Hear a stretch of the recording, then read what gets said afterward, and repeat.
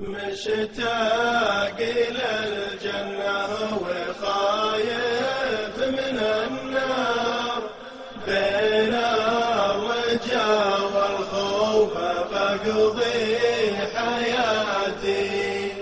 أحيانا يزيد الخوف عندي بمقدار، لأني كثير ذنوبي ومن العصاتي، ولأني أتوب من الخطايا والأوزار، وارجع أطيع النفس في المعصيات.